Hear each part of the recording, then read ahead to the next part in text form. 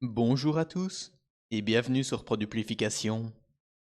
Aujourd'hui, nous allons voir comment compter le nombre de cellules ayant une certaine couleur de fond dans votre fichier Google Sheet. Donc ici, nous avons au-dessus en B2 notre couleur de référence et juste en dessous, nous avons la plage de données dans laquelle nous allons donc vouloir compter le nombre de cellules ayant cette même couleur de fond. Donc, pour ça, on va se placer ici sur la ligne 15 et on va utiliser la formule nombre cell couleur qui va donc nous permettre de compter les cellules d'une certaine couleur avec en premier paramètre d'entrée la plage de données contenant les cellules qu'on va vouloir compter et ensuite en deuxième paramètre d'entrée la cellule contenant donc notre couleur de référence. Attention qu'il y a une petite subtilité puisque ici on va s'intéresser non pas aux valeurs de toutes ces cellules mais à la couleur de fond. Et donc on ne va pas pouvoir communiquer directement ces plages de données à notre fonction nombre cell couleur mais on va en fait les entourer de guillemets pour pouvoir passer ces plages de données sous forme d'une chaîne de caractères et ensuite notre fonction va donc pouvoir directement retrouver la couleur de fond de ces différentes cellules. Et donc comme vous le voyez, on recalcule bien ici 6, correspondant donc au nombre de cellules rouges dans notre plage de données, le rouge étant bien entendu notre couleur de référence dans la cellule B2. Ça vous paraît un petit peu trop simple? C'est tout à fait normal, et si vous avez essayé de votre côté, vous vous êtes déjà rendu compte que la fonction nombre cell couleur n'existe tout simplement pas dans Google Sheet. En fait, cette fonction est une fonction personnalisée que j'ai tout simplement recréée de A à Z de mon côté grâce à Google Apps Script. Et donc, dans cette vidéo, je vais vous montrer comment vous pouvez aussi créer cette fonction de votre côté. Si on se rend maintenant dans Google Apps Script en sélectionnant le menu Extensions et en cliquant sur Apps Script, on retrouve directement cette fonction que j'ai créée de mon côté qui s'appelle nombre cell couleur qui prend en paramètre deux entrées différentes. Le premier étant la plage de données sur laquelle on va vouloir compter nos cellules et le deuxième étant la cellule contenant la couleur de référence à compter dans notre première plage. Et à la fin, on voit qu'on retourne une valeur qui correspond donc au nombre de cellules de la couleur de référence qui ont été comptées dans notre plage de données. Alors, la première chose à faire, ça va être de retrouver la référence à la feuille dans laquelle on se situe. Pour ça, on part tout d'abord de spreadsheetapp.getActiveSpreadsheet qui permet de retrouver une référence non pas directement à la feuille, mais au fichier Google Sheet dans lequel on se trouve. Et on lui applique la fonction getActiveSheet pour directement retrouver cette fois-ci la référence à la feuille qu'on place dans une nouvelle variable qu'on appelle tout simplement feuille. Ensuite, grâce à cette référence, on va pouvoir déterminer les références aux plages de données dont on va avoir besoin dans notre fonction. La première plage de données, ça va être la plage qui contient juste la cellule avec notre couleur de référence. Donc pour ça, on repart de la référence à notre feuille et on lui applique la fonction getRange qui permet donc de retrouver la référence à cette plage de données avec en paramètre d'entrée la définition de cette plage de données sous forme de chaîne de caractères. Et donc cette définition, on va l'obtenir directement via un des deux paramètres d'entrée de notre fonction nombre cell couleur, qui est dans ce cas-ci le deuxième paramètre d'entrée, qui contient donc la plage de données contenant la cellule avec la couleur de référence, qu'on a donc, si vous vous rappelez bien, communiqué sous forme de chaîne de caractères, puisqu'on l'avait entouré de guillemets. Et donc la fonction getRange, elle va se charger de transformer cette chaîne de caractères en une référence directe à la plage de données définie par cette chaîne de caractères. Et donc la référence qu'on obtient à cette plage de données, on va ici la placer dans une nouvelle variable qu'on appelle cellule couleur. Et ensuite, sur la troisième ligne, on va procéder exactement de la même façon pour retrouver la référence à la plage de données dans laquelle on va vouloir compter toutes nos cellules de couleur en utilisant encore une fois la fonction getRange, mais en communiquant cette fois-ci en paramètre d'entrée le premier paramètre d'entrée de notre fonction nombre cell couleur qui s'appelle plage et qui est donc encore une fois la chaîne de caractères définissant la plage de données dans laquelle on va vouloir compter nos cellules. Et la référence à cette plage qu'on obtient via cette fonction getRange, on va ici la placer dans une variable qu'on appelle cellule plage. Ensuite, on va devoir extraire la couleur de notre cellule de référence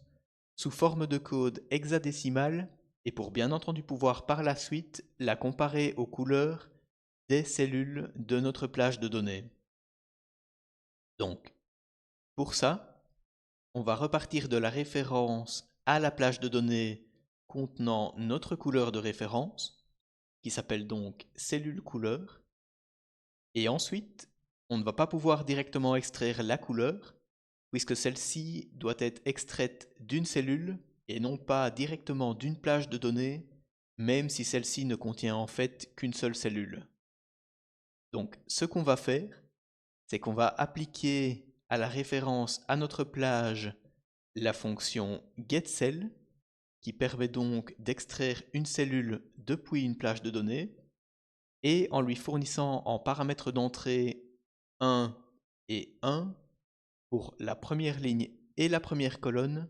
pour tout simplement ici extraire directement la première cellule de notre plage de données. Et ensuite, maintenant qu'on a la référence à notre première cellule grâce à cette fonction getCell, on va lui appliquer la fonction getBackground qui permet cette fois-ci d'extraire la couleur sous forme de code hexadécimal et donc ici de placer cette couleur dans une nouvelle variable qu'on appelle couleur. Et enfin, la dernière variable qu'on va créer ici, c'est une variable qui s'appelle nombre cellules couleur, qu'on initialise à 0 pour le moment,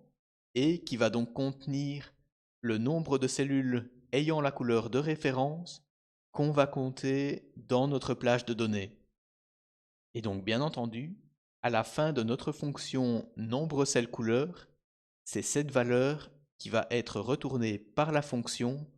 pour pouvoir directement déterminer le nombre de ces cellules ayant donc la couleur de référence qu'on a définie. Et maintenant, on va pouvoir passer en revue une à une toutes les cellules de notre plage de données et donc pour pouvoir comparer à chaque fois la couleur avec notre couleur de référence. Pour ça, on va se servir de deux boucles for. Dans la première de celles-ci, on va en fait pouvoir parcourir une à une toutes les cellules de notre plage de données grâce à la variable i correspondant donc au numéro de ligne qui démarre sur la ligne numéro 1 et qui va jusqu'à la dernière ligne de notre plage de données qui va donc être déterminée par la fonction getAte qui lorsqu'on l'applique à cette plage de données nous renvoie directement le nombre de lignes constituant la plage. Et ensuite, Bien entendu, pour notre deuxième boucle for,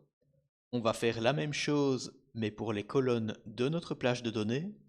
Donc on va passer en revue une à une toutes les colonnes pour chaque ligne de notre plage de données,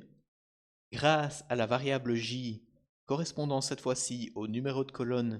et démarrant également sur la colonne numéro 1, et allant encore une fois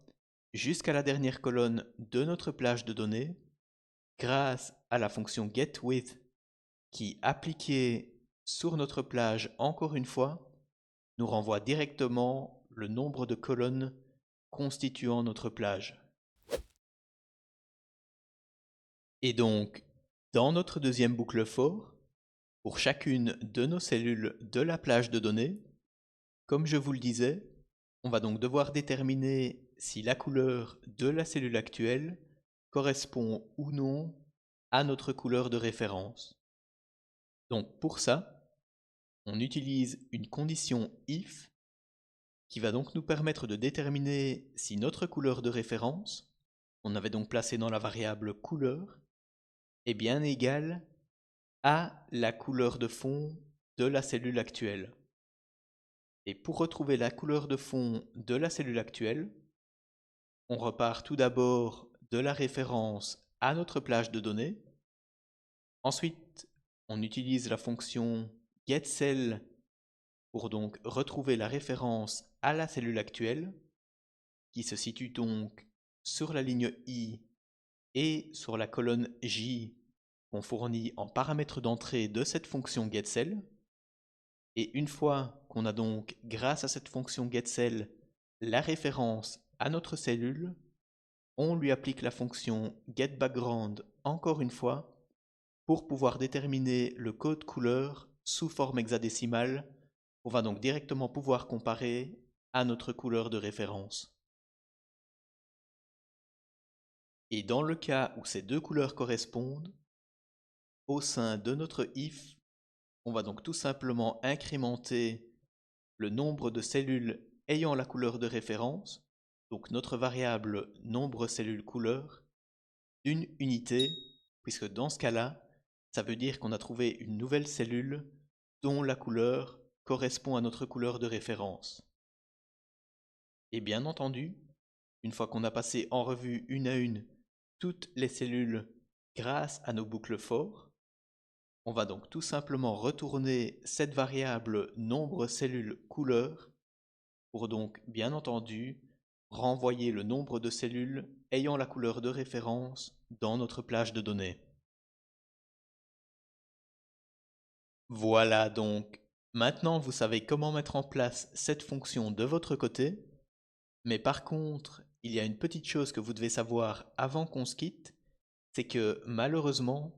votre fonction ne va ici pas se mettre à jour automatiquement si vous modifiez les couleurs de fond des cellules